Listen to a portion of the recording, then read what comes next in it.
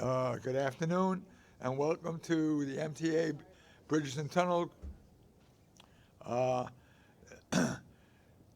Number one, do we have any public speakers? Yes, we have 3 public speakers. The first one is Omar Vera.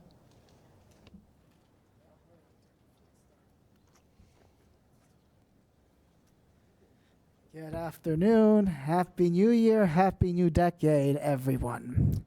So welcome to the January edition of Bridges and Tunnels Committee. Well, I've said this in the past before. I told the predecessors, and I'll mention this again.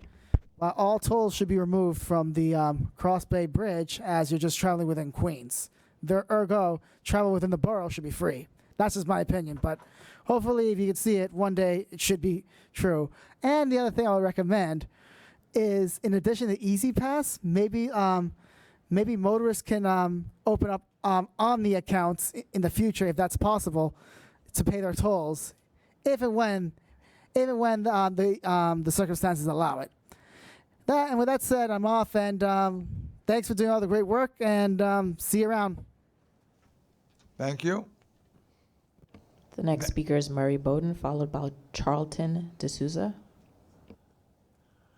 Good afternoon, Murray.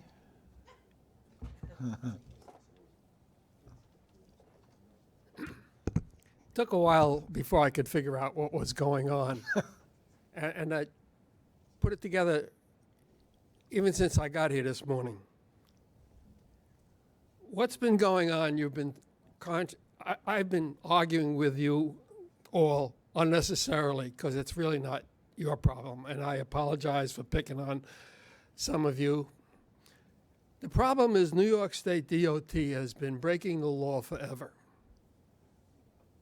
and nobody's been able to stop them. You have the opportunity to do it safely and correctly. I worked on that manual and uniform traffic control devices for 20 years. I wrote part of it, the dotted line section. I stopped going because they got mad at me. It says don't do stupid. New York State DOT does stupid. Do the correct things, which I have suggested. Susan Pondish is the New York City DOT deputy lawyer. I met with her some years ago. She has already changed parts of the manual to make New York City safer. She has the paperwork. I sent her an email yesterday to meet with her again so that she can help you change the law to be safe. You do not have to follow the wrong lines that New York State uses. You can follow the correct lines, which make it safer for drivers. We're stupid. We can't see. We're busy working. Thank you. But I read the sign out there. I hope you did too. They changed it since the last time I was here. It's your responsibility. I can't do this anymore. I can present the information where you can find the correct information. Please wrap up your comments, Mr. Susan Bowden. to meet with her and your team and go over the safest way for people to cross your bridges. I can't always find the words that I need anymore, so thank you. Thank you, Murray. We're always open for suggestions. The final speaker is Charlton D'Souza. Hi, good afternoon. My name is Charlton D'Souza from Passengers United. One of the concerns that I have, the Trogs Neck Bridge. I understand that there's no city buses that goes over that bridge. And one of the things that I would like Bridges and Tunnels to look at is if they can assist the MTA bus company on adding a bus route that goes over that bridge and it goes into Bayside, Queens. So that would be a possibility. Also, I was riding the express bus this morning, the QM8, And I noticed that they have the bus lane there that goes into the tunnel, into the Midtown Tunnel. What would be nice is if they could have in the evening and late nights, if the buses could use the Midtown Tunnel going outbound versus the Queensboro Bridge, because you're right on the expressway and it takes you right up. So there should be a permanent bus lane there by the Midtown Tunnel 7 days a week, because you do have a lot of express buses that run, from Queens into Manhattan, and even having a local bus route overnight going through the Midtown Tunnel would be really nice, especially for those people impacted by the L train shutdown. And, in terms of bicycles going over the bridges from Queens to the Bronx, you'll need to have, a bike lane so that people could do that. Would be much better. But I have noticed that the MTA has really sped up. Y'all got rid of tolls and all that stuff. And my God, I've never seen a bus go that fast into the Midtown Tunnel. So you guys did a great job for the car drivers and stuff. Why not, have a bus route to help the passengers out so we can also get the benefits, on weekends and late nights? That would be great. And also, I think for Rockaway, you'll need to have that that toll discount, that rebate discount. Technically, it should be free. If you're coming from Far Rockaway to Ozone Park, you shouldn't have to pay a toll. It's not right. But that's just my personal opinion. Thank you. Thank you. That was our final public speaker. Okay. I'd like to have an approval of the minutes. So moved. Second? All in favor? Aye. Anyone against? Okay. Proposed 2020 committee work plan. Thank you, Commissioner. Happy New Year to everyone. Bridges and Tunnels proposed a 2020 work plan, which starts on page 10 of this committee book, and we're requesting committee approval to implement the changes that were proposed last month, which are reflected in the minutes in the book. Do I have any comments? Okay.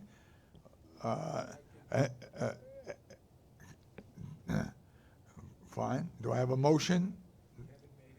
Kevin, second? Second. All in favor? Aye. Okay. Any against? No? Okay. Thank you. Okay. We're good. Okay, thank you so much. Good afternoon again, and welcome to the January 2020 MTA Bridges and Tunnels Committee meeting. I would like to start off today's meeting by mentioning a few of B&T's performance highlights for 2019. According to preliminary revenue and expense figures, B&T recorded all-time highs for mass transit support and vehicle crossings. Also, since the implementation of cashless tolling and B&T's collision mitigation strategies, there have been sustained improvement in customer safety throughout our facilities, and we're seeing a collision rate improving by more than 20% since, from the beginning of open road tolling. Employee safety has also improved in 2019. Bridges and Tunnels reduced its lost time injury rate by more than 30%. B&T also completed all of its planned 2019 capital projects and also completed 2 2020 projects early. I would like to thank all Bridges and Tunnel employees for their outstanding efforts that contributed to these and many other achievements in 2019. I'd also like to thank this committee, the chair who's not here today, the vice chair, and all the commissioners for their support. Our abilities will be tested in 2020 as Bridges and Tunnels proceeds with the Central Business District tolling program, and I'm confident that together we will meet this challenge. Another challenge in 2020 will be implementing the two-way tolling at the Verrazano Bridge, which was just signed into federal law last month. We will be reporting to this committee on both these issues and these initiatives as we progress throughout the year. And there's one other recent development of note. Bridges and Tunnels established with our partners in the Port Authority and New York State Thruway Authority, the Office of the Toll Payer Advocate last month, which is to provide assistance to customers who are unable to resolve toll issues through the regular mechanisms already in place. So with that, I just wanted to congratulate Bridges and Tunnels for the achievements that they had in 2019, and I look forward to an exciting 2020. Thank you. Thank you. Report on operation. Chief Richard Hildebrand. Thank you, Commissioner. The report on operations begins on page 16. Paid bridges and tunnels vehicle traffic increased by 1.2% in November as compared to the same month in 2018. Easy Pass was used in 95.3% of all bridge and tunnel transactions in November, which matches our all-time high. Preliminary figures indicate that 2019 was the 7th consecutive year of increases in bridges and tunnels paid vehicle traffic. Vehicle traffic grew paid-wise a record 229 million vehicles, surpassing the previous record reached in 2018 by 2.2%, and 19 out of every 20 bridge and tunnel tolls were paid using Easy Pass in 2019. And unless there are any questions, that concludes the report on operations. Thank you. Any questions? Go ahead. Just a small one. We are definitely starting to see a flattening out of traffic. I mean, you just look at page 21, just eyeballing it, you just notice that traffic has been flattening, and that's not been the trend for the last 3 years. Steady increase. Do you have any sense, whether with Bob Foran's input or other reasons, why we're starting to see traffic for the first time in at least 3 years, 4 years I've been on this board starting to flatten out? The percent increases monthly seem to be, small percentages, very, very small. We don't have the marked increases. I think just with the open road tolling, as it's sort of become the culture, it ended up, a lot of people were attracted to that initially and started using our facilities again. And I think it just became the norm. And those that, the influx of traffic due to that much improved traffic flow, the people that wouldn't drive over our facilities before and maybe went to one of the free bridges and decided to come back to our facilities because they're not paying to wait in traffic now, I think that sort of leveled out and reached a stasis, basically. And I would just add the overall improvements to the buses and to the transit system probably led some people back into either getting on a bus or using the transit system. So those two factors. And we're watching that closely as well. Chief, Dan? thank you. Hey, Kevin? Dan, for you or your colleague, just for my own edification, on page 20, when we talk about 22.6% of the riders are going during the peak hours and 53% are riding the off-peak hours, where are the other 35% going? See, the peak or off-peak, is there another category of riders? Or 35% going to weekends? Or I sort of don't understand that chart. Page 20? Yeah, no, don't go to it. I was going to say, I don't know. Yeah, so it's 23% in the AM peak and 24% in the PM peak. Right. Yeah. That's right. Okay.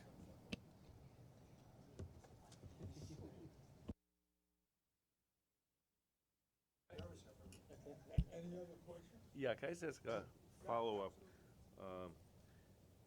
to Neil's question, which is, does the financial plan assume continuous growth in the years to come or a leveling off? The financial plan assumes very minimal growth, like 0.3 to 0.5% a year. So this leveling off is still consistent with it doesn't cause a deficit or a problem? No, not at all. And in fact, just another comment on traffic. Do be aware we are at historic highs. There's just so far you can go, right? Okay, I don't know if that's true, actually. I don't know if there's so far you can go. We can have a long debate about that, because we would have said, I don't think 3 years ago we would have said, oh my God, it's going to keep climbing. The population is shrinking in New York State. So I don't know the reason. I hear the points, those are thoughtful. It could very well be an economic driver. I don't know the answer, but I think we should be, I love that you raised it, Bob, because that's the thing. The reason I asked is that reason, of course, because the cash cow of this organization is this organization. Right. So the financial plan does take a very conservative approach to that, for sure. Yeah. If there's no other questions, we'll go on. Eric, would you give us a report on the safety and? Absolutely, sir. Okay. So the safety report begins on page 31. Customer collision rates continue to improve over the past 12 months compared to the previous 12 months. The 12-month total collision rate through November 2019 is slightly better than the previous 12 months and is significantly better than the 12 months prior to that. The collision with injury rate for 12 months runs through November 2019, improved by 9.1% compared to the previous 12 months, and is also better than the 12 months prior to that. Employee and contractor safety metrics are as follows. Employee lost time injury rate continues to improve. B&T recorded a 34.5% decrease compared to the same period last year. Contractor injury rates have increased for the 12 months ending November 2019 and are higher compared to the 12 months before that. There were no lost time incidents in November and December, and this is resulting from stepped up efforts to reinforce contractor commitment to safety. And that ends the safety report. Are there any questions for Eric? Eric, thank you. Speedy recovery. You're not one of the statistics, right? This is a result of my own abuse, not IOD related. Yeah. Oh, listen. Now we have Dory. Will you give us the report on the finances and the proposed budget? Okay, I'll provide Dory Abrams. Right. I will now provide an overview of preliminary year-end 2019 financial results measured against our final estimate. At $1.2 billion, support to mass transit was $35 million, or 3% higher than forecast. Toll revenue was $2.1 billion, almost exactly at the forecasted level. Operating expenses were $508 million, which was below forecast by 6%, or $31 million. The favorable expense results include lower overtime costs. Overtime for the year was 13%, or $3.5 million below forecast. And unless there are any questions, this concludes my report. Yeah. Any questions for Dory? And Okay. there's no new budget information. That was just in case there were any questions, which there were, so I was glad to answer that.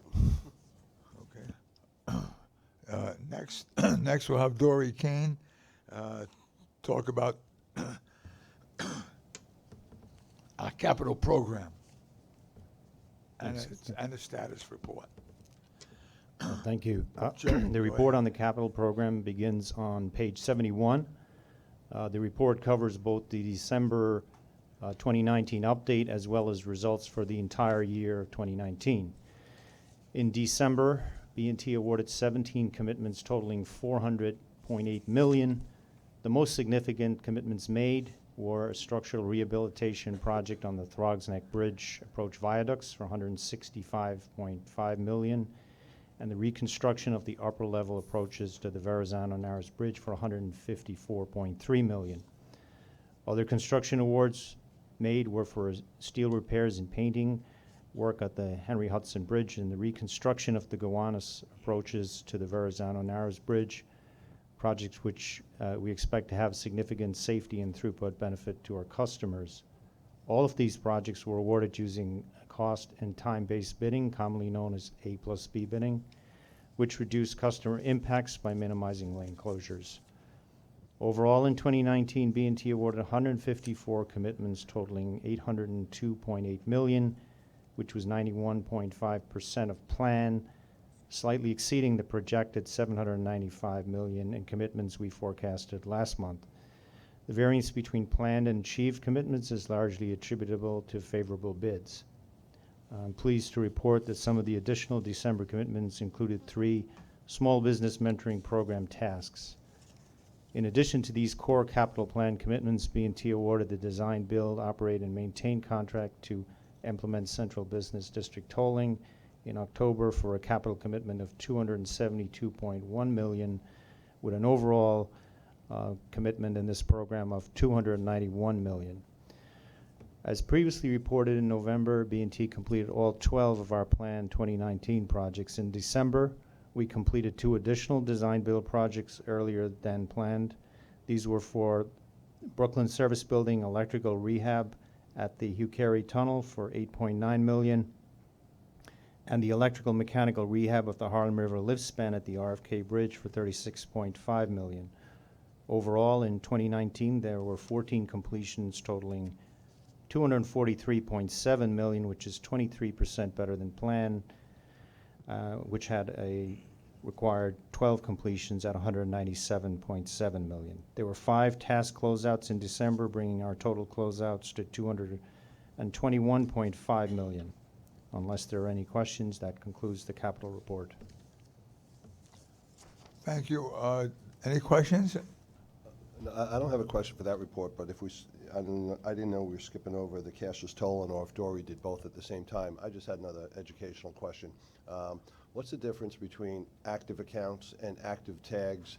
It's a 2 million quantity discrepancy on easy passes.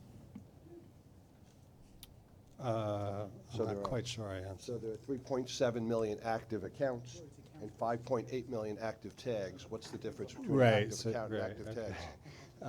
Yeah, so you can have multiple tags on a single account. So a person can have 2 or 3, up to 4 tags, I believe.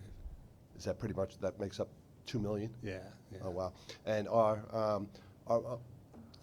do we break down who owns the tags in terms of state residents? Like, are 90% of our tag holders New York State residents, and then we have New Jersey and Connecticut, or do we have that type of breakdown? I'd have to look into that. Yeah, I believe we could get that information. We don't typically. Just I mean, curious.